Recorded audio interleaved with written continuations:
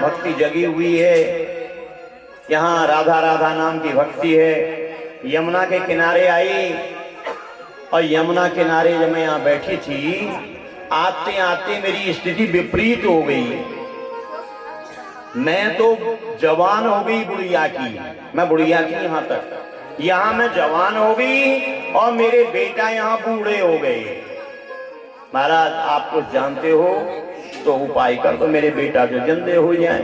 ये तो मरे और जिंदे कुछ है ही नहीं, कोमा में चले गए।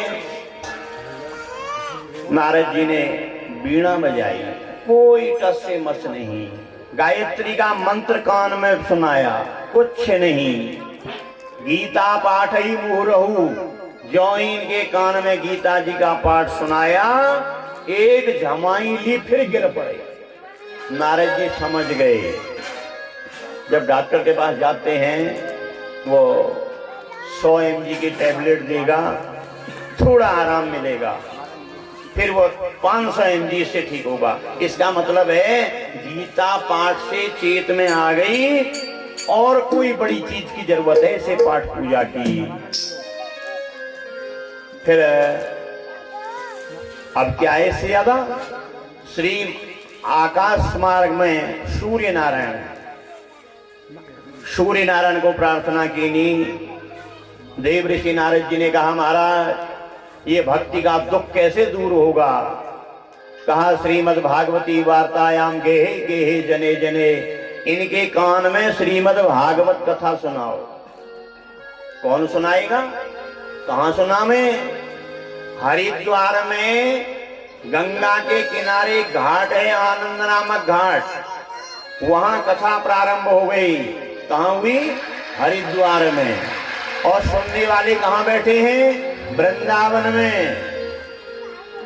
तीर्थों में ज्यादा होती है कथाएं, वृंदावन में श्रोता बैठे हैं, हरिद्वार में कथा हो रही है। आनंद नामक घाट के ऊपर गंगा जी के किनारे 4 श्लोक की कथा हुई। 7 दिन ये भक्ति जो है बुढ़िया हो गई, जवान की बुढ़िया हो गई। 2 बेटा बूढ़े थे, ये जवान हो गए। तो कहा भागवत जी में इतना बल है, जो भक्ति ज्ञान वैराग्य अपनी स्थिति बदल चुके थे वो भी पुनः ठीक हो गए। और भागवत जी के बारे में और बताओ कोई एक आध बात। हाँ ऋषि कह रहे हैं महाराज एक आध बात कोई और बताओ। ये भागवत हम गृहस्थी हैं, हम 7 दिन निकालें, भागवत बातों से होगी नहीं। हाँ धन खर्च होगा। भागवत का है, सब सोचते हैं यह तो किसी व्यक्ति के मस्तक में लिखा है। गंगा के किनारे 2 व्यक्ति गए मेला देखने। माता सोना मत है, एक आधों को नींद आ रही है, ध्यान देना। हाँ अभी तो मेरा आपकी कृपा से, सभी बोलेंगे मेरा आपकी कृपा से सब काम हो रहा है। दोनों हाथ ऊपर उठा करके, हाँ और ये थोड़ा बढ़ाओ इसे।